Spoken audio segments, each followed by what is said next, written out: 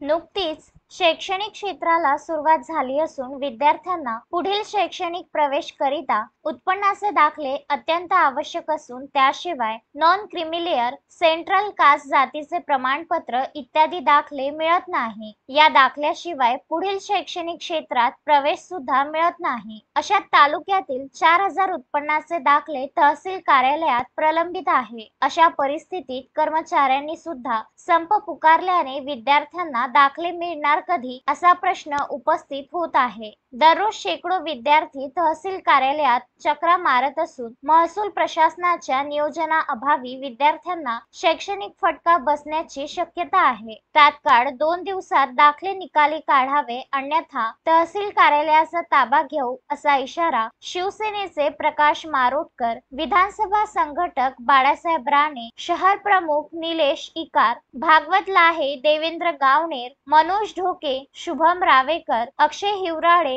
अक्षय तुपट, अमन मानकर, सुरेश क्षीरसागर यांनी दिला आहे। जे शैक्षणिक क्षेत्रात विद्यार्थी प्रवेश घेऊ इच्छित आहे त्यांचे फार उत्पन्नाचे दाखले असेल, कास्ट सर्टिफिकेट असेल, नॉन क्रिमिलेअर असेल, हे भेटण्यापासून विद्यार्थी वंचित आहे। एक महिना झाला, 15 दिवस झाले उत्पन्नाचे दाखले भेटत नसल्यामुळे त्यांच्या पुढील शैक्षणिक प्रवेश होत नाहीये।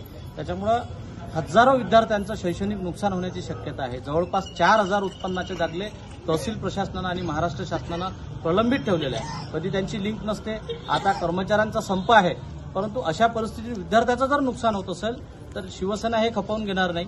आम्ही 2 दिवसाचा तहसीलदारांना अवधी दिलाय की 2 दिवसामध्ये संपूर्ण 4000 उत्पन्नाचे दाखले निकाली काढावे, अन्यथा शिवसेना उद्धव बाळासाहेब ठाकरे पक्षाच्या वतीनं तहसील कार्यालय ताब्यात घेण्यात येतील असा इशारा आज आम्ही शिवसेनेच्या वतीनं दिला।